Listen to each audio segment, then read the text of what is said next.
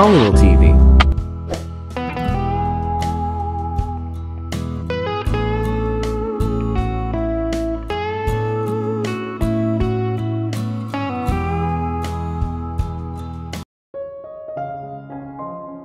Sa kabilang banda, si Gabriel. Hinangad kong yakapin siya, panatilihin siya doon sa natitirang bahagi ng aking buhay, at hinding-hindi ko siya pakakawalan. Sa halip, ang nangyayari ay ganap na kabaligtaran.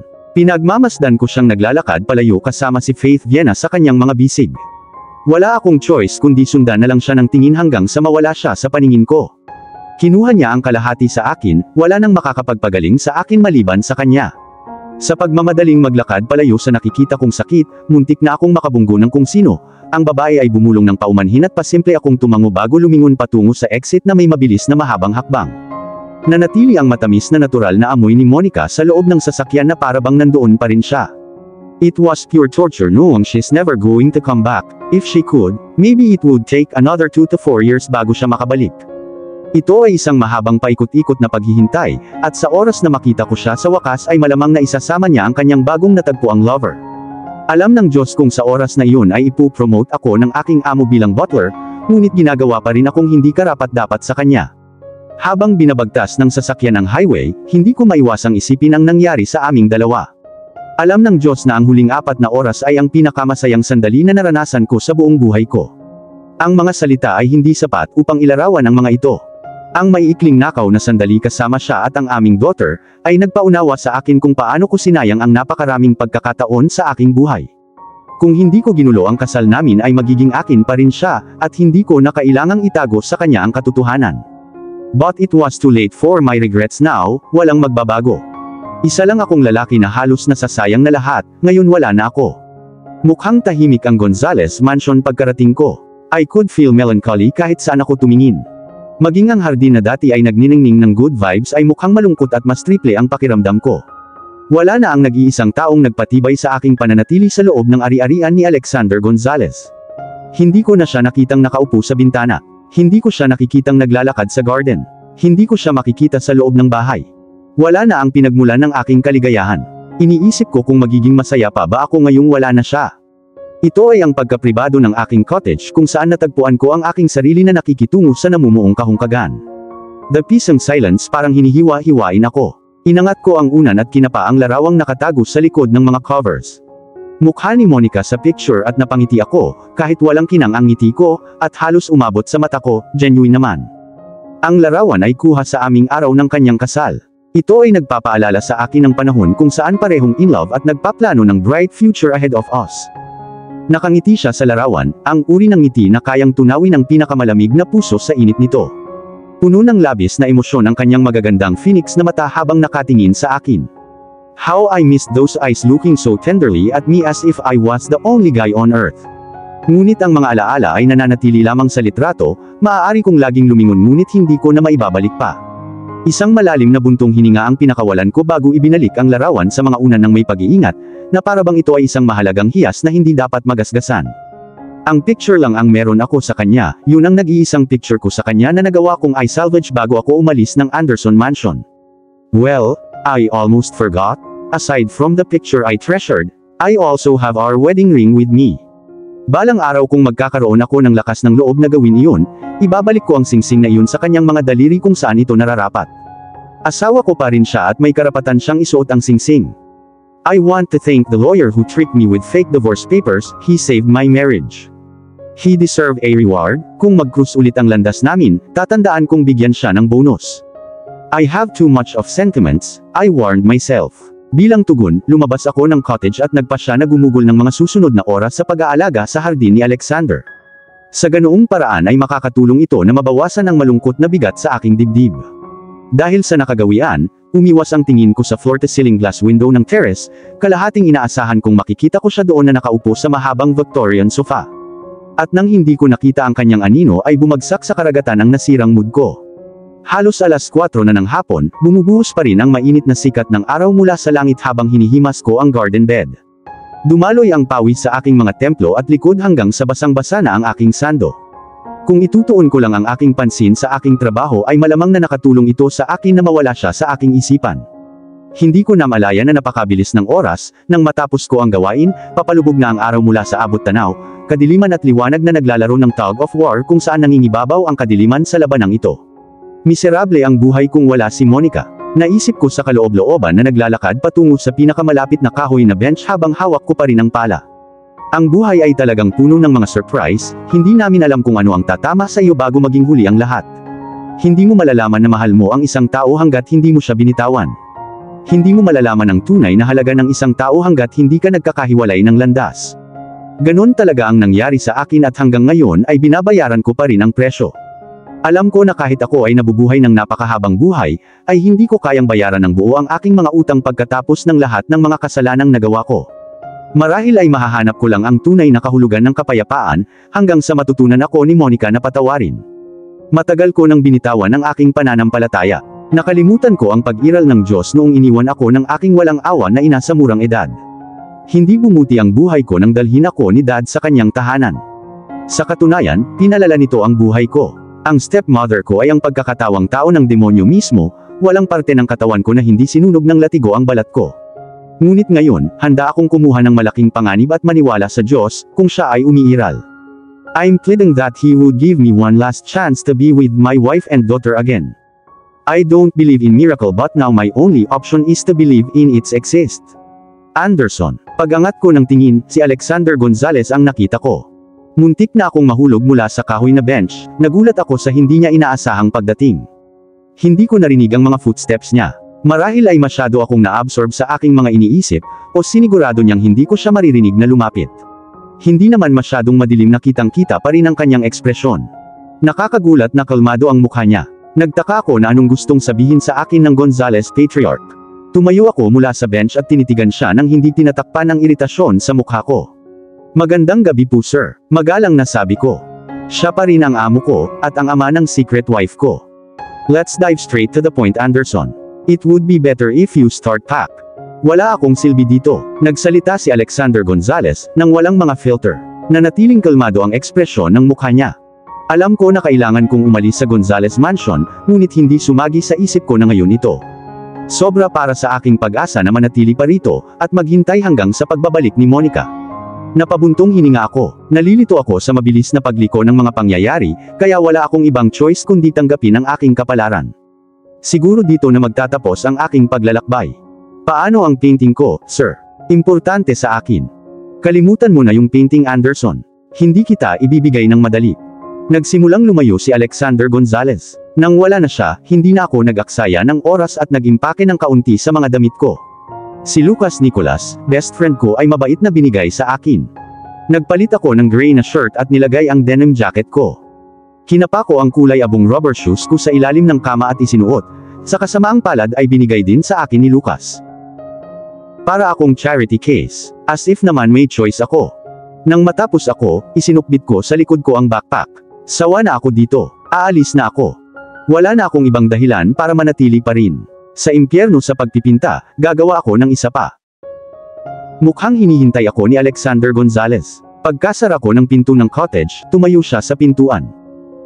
Ano ang gusto mo? Tanong ko sa malamig na tono na maaaring nagyelo sa kailaliman ng underworld. Nagkibit balikat si Alexander Gonzalez bago siya sumagot. Nandito ako para ibigay ang ticket at allowance mo sa eroplano. Binabati kita, na-promote ka bilang bodyguard, Anderson. Walang nais si Alexander Gonzalez kundi ang paghihiganti sa lalaking nagdulot ng kalungkutan sa kanyang nag-iisang anak na babae. Sinimulan niyang maingat na iplano ang kanyang maayos na paghihiganti, upang sirain ang dating asawa ng kanyang anak upang matanto niya kung paano niya nagawang mali ang isang inosenteng kaluluwa. Ang unang hakbang ay upang ipakita ang kanyang anak na babae bilang tagapagmana ng Gonzalez Chain of Companies, at kapag nakita ni Anderson ang kanyang ex-wife ay matatanggap niya ang pinakamalaking pagkabigla sa kanyang buhay. Tulad ng plano ni Alexander, ang mga bagay ay naging maayos tulad ng mga planchadong damit. Noong gabi ng party ay nakita niya kung paano bumagsak ang panga ni Anderson sa sahig. Sa unang pagkakataon na pagmasdan niya si Beatrix, natulala ang mukha niya na parabang tinamaan siya ng matalim na kidlat. Hindi napigilan ni Alexander ang pagngiti noong gabing iyon, habang pinagmamasdan si Anderson na nagdurusa sa madilim na sulok ng silid, habang patuloy na pinagmamasdan ang ex-wife habang unti-unti niyang napagtanto kung ano ang nawala sa kanya. Nang hindi niya alam ay simula pa lang ito ng kanyang paghihirap.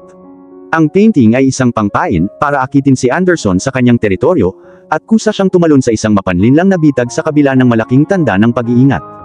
Noong araw na tumuntong siya sa loob ng Gonzales Mansion, pinirmahan niya ang kanyang death warrant nang hindi niya alam. Natutuwang panoorin ni Alexander ang masakit na ekspresyon sa mukha ni Anderson sa tuwing palihim niyang pinagmamasdan sina Beatrix at Faith Viena sa di kalayuan. Pinagmasdan niya ang hindi maipaliwanag na sakit na nakaukit sa malungkot na mukha ng nakababatang lalaki, batid niyang dinaig siya ng kalungkutan ng mapagtantong ang tanging magagawa niya ay pagmasdan ang dalawang babaeng pinakamamahal niya mula sa kinatatayuan niya. Si Alexander ay nasiyahan na si Gabrielle Carter Anderson ay masakit na nagdurusa mula sa pagsisisi sa pagkawala ng isang asawa at isang anak na babae. At ipinagdiriwang niya ang kanyang tagumpay halos gabi-gabi sa pamamagitan ng isang bote ng mamahaling vintage wine. Alam niyang si Anderson ay karapat-dapat na mas masahol pa kaysa sa mental at emosyonal na pagdurusa, at muli ay natagpuan niya ang kanyang sarili na nagbabalak para sa isa pang anyo ng paghihiganti. Sa pagkakataong ito ay siniguro niyang masisira nito ang katinoan ni Anderson, at iyon ang pagpapadala kina Beatrix at Faith Viena sa Britanya kung saan hindi niya makikita muli ang kanyang pamilya. Halos nagtagumpay siya, halos. Ngunit tila may ibang plano ang mga tadhana. Nang isang hakbang na lang siya mula sa kanyang huling paghihiganti, ay napagtanto niya habang tinutupad niya ang kanyang maingat na organisadong paghihiganti, lihim na ibinabahagi ni Beatrix ang parehong kahabag-habag na kapalaran gaya ni Anderson. Totoong gusto niyang sakta ng ex-husband, ngunit ayaw niyang magdusa ang kanyang anak. Masakit isipin na mahal pa rin siya nito, at wala siyang magagawa para baguhin ang nararamdaman niya. Ang kanyang alaala ay nawala, ngunit ang kanyang pagmamahal kay Anderson ay hindi nagbago kahit kaunti. Lalong lumala ang sitwasyon nang matuklasan ni Alexander na ang abogado ni Anderson ay isang manloloko, at siya pa rin ay legal na kasal sa kanyang anak na babae. Ang biglaang balita ay nabasag ang kanyang maingat na kargado na plano sa mga piraso. Ang lahat ng pag-asa ay bumagsak sa napakaraming usok, pagkatapos na tinatangay ng hangin. Sa unang pagkakataon, napagtanto ni Alexander na ang paghihiganti ay magdudulot lamang ng karagdagang pinsala sa dalawang pusong nadurog. Bumukas ang pinto ng library. Naputol ang kanyang namumuong pag-iisip dahil sa tunog ng pagsara ng pinto na sinundan ng malalambot na yabag sa loob ng terrace. 10:00 na ng gabi, nababalot ng dilim ang tanawin sa labas ng salamin na bintana. Ilang bituin ang nakakalat sa langit, mabibilang ito ng kanyang mga daliri. Malapit nang umulan, naisip niya na nakatingin sa madilim na kadiliman sa abot tanaw na tila sumasalamin sa kanyang kalooban. Mabigat ang katahimikan na nakasabit sa loob ng terrace, kasing bigat ng nararamdaman niya ngayong wala na si Beatrix. Tumigil ang mga yabag sa likuran niya sa harap ng puting Victorian sofa. Nang hindi lumingon, alam na alam niya kung sino ang nakaupo ngayon sa upuan sa likuran niya. Sa tingin mo ba tama ang naging desisyon ko, Mama? Lumingon siya sa direksyon niya. Si Clarissa Gonzales ay matikas na nakaupo sa mahaba at Victorian na sofa na parabang ito ang kanyang trono. Ang kanyang mahahabang makikinang na mga kamay ay nakapulupot sa kanyang mga tuhod habang siya ay tila malalim ang iniisip. Narinig niya ang tanong nito, ngunit hindi siya nakasagot kaagad na parang pinag-iisipan ang tanong na ibinato sa kanya. Pagkatapos ng isang alon ng mahabang katahimikan, itinaas niya ang kanyang ulo at iniwas ang tingin sa mukha nito na parabang binabasa niya ang iniisip nito. Ilang hibla ng kulay pilak na buhok ang bumagsak mula sa kanyang maayos na pagkayari na chignon pagkatapos ay dahan-dahang tumama sa kanyang mukha. Dahan-dahan niyang itinaas ang kanyang mga kamay, at inipit ang mga hibla ng buhok sa likod ng kanyang tenga bago siya nagsalita. Tama ang desisyon mo, Alex, and I'm so proud of you. Bulong niya nang hindi inaalis ang mga mata niyang phoenix sa mukha nito. Matapos makita ni Alexander ang pagkutitap ng mga emosyon sa magagandang mata nito, ay alam niyang tama ang ginawa niya. Sa kauna-unahang pagkakataon simula noong umaga, nakahinga siya ng maluwag dahil alam niyang paggising niya sa umaga ay wala siyang pagsisisihan. Habang siya ay gumagalaw upang magbuhos ng isa pang baso ng vintage wine sa ibabaw ng transparent na kristal na mesa, at umupo sa bakanteng upuan sa tabi ng kanyang ina, naglaro sa kanyang isipan ang huling pag-uusap nila ni Anderson. Babayaran ko ang tuition fee mo, Anderson, kapalit ng iyong serbisyo bilang bodyguard ng aking anak. Ikaw ay mananatili sa manor na kanyang tutuluyan para magampanan mo ng maayos ang iyong mga tungkulin. Hindi alam ni Alexander kung ano ang nangyari sa kanya ng sandaling iyon. Hindi lamang na pinayagan niya si Gabrielle na manatili sa parehong bahay ng kanyang anak na babae, ngunit binigyan din niya siya ng isang malaking pabor, upang ituloy ang kanyang hilig sa sining. Anong kabalintunaang paraan upang parusahan ang kanyang pinakadakilang kaaway, sarkastikong naisip niya habang itinataas ang baso sa kanyang mga labi. Dumaloy ang init sa kanyang lalamunan na medyo nagpapagaan ng kanyang stress. Ibinaba niya ang laman na baso pabalik sa glass table habang iniisip kung saan napupunta ang plano niya para sa paghihiganti. Bigla niyang napagtanto na tinutulungan niya ang lalaki na dapat ay balak niyang sirain. Isa rin siyang ama. Alam na alam niya kung gaano kasakit ang pakiramdam na maalis sa kanya ang kanyang anak. He wasn't on good terms with Anderson, but for Faith Venus' sake, Gabriel Anderson has his deepest sympathy. Hindi rin niya nakayanan ang paghihirap ng paghihiwalay sa kanyang nag-iisang anak na babae. Higit sa lahat, si Beatrix ang dahilan kung bakit nagbago ang isip niya at nagpasya na talikuran ang lahat ng ideya ng paghihiganti. Hindi niya mapapayagan ang kanyang anak na tumanda ng miserable. Bibigyan niya siya ng kalayaang pumili para sa lalaking mamahalin niya nang hindi ito nakikialam. Anyway, kapag bumalik ang mga alaala ni Beatrix, kailangang pagbayaran ni Anderson ang kanyang mga pagkakamali. Magiging mataas ang presyo at nagdududa ako kung kakayanin pa niya ito. Pinapatunayan ni Anderson na nagbabago si Alex. Siya ay isang mabait na tao na gumawa ng maraming pagsisisi sa nakaraan. Ito ay ang kanyang hindi maiiwasang mga pangyayari na siya ay nagiging isang kontrabida. Napaungol si Alexander, halatang pabor si Clarissa kay Anderson. Hindi niya ito nagustuhan. Nang iangat nito ang tingin sa kanyang magandang mukha, nahagip niya ang malabong bakas ng ngiti sa labi nito. Nagkamali siya at walang makakapagpabago niyan. Sagot niya habang tinitigan siya ng masama bago niya muling punuin ang baso niya para uminom ng isa pang higop mula sa kanyang baso ng alak. Ikaw ay tama at mali sa parehong oras, aking anak. Nagsalita ang kanyang ina nang hindi man lang tumitingin sa kanya, at inayos ang lamukot sa kanyang nightgown. Tama ka na, si Anderson ay gumawa ng isang malaking pagkakamali sa nakaraan, at hindi niya mababago iyon, ngunit tiyak na mali ka sa iyong prejudice. Ang tao ay may hinaharap pa at ang hinaharap na iyon ay maaaring makatulong na baguhin ang kanyang nakaraan. Nang wala siyang sinabi, binigyan siya nito ng isang tagumpay ng ngiti. Pinatahimik siya ng kanyang karunungan. Nagsasabi ng totoo si Clarissa at wala siyang mahanap na sasabihin para kontrahin ang mga sinabi nito. Kung magiging tapat lang sana siya, siguro ang katotohanan sa mga salita nito ang naghihikayat sa kanya na maniwala kay Anderson. Pagkatapos ng lahat, ang lalaki ay isang henyo na artist, at hindi niya maaaring hayaan ang kanyang pambihirang talento na masayang. It's getting late, mama. Go and get some beauty rest. Pinapatulog mo ako ng maaga, anak. Matamis niyang tanong, isang matagumpay na ngiti ang gumuhit sa kanyang mga labi, batid nitong sinusubukan niyang putulin siya mula sa pagkahulog sa isang mahabang sermon. Well then, I must be off, Alex. Good night. Sa halip ay sinabi niya. Hindi siya makapaniwala sa kanyang pagkapanalo habang ginagabayan ng kanyang tingin ang likod ni Clarissa, patungo sa pinto pagkatapos niyang mag-good night dito. Namayani ang katahimikan sa loob ng terrace nang wala siya. Sumayaw ang kidlat sa kalangitan habang ang huling tanda ng mga bituin ay kumupas sa napakaitim na abot-tanaw. Ilang sandali pa ay bumuhos ang malakas na ulan. Habang pinagmamasdan niya ang pagpatak ng ulan mula sa langit, ay nangako siya sa sarili. Mula ngayon ay hindi na siya papagitna kina Gabriel Carter Anderson at Beatrix. Maraming pinagdaanan ang dalawa, deserve nila ang isa't isa. Siguro balang araw, matututo si Beatrix kung paano patawarin si Gabriel sa tamang panahon, pero for sure matatagalan pa bago niya mapatawad. At dito na po, nagtatapos ang part 31 ng ating kwento. Sabay-sabay po nating abangan ang susunod na kabanata. Maraming salamat po. God bless and stay safe.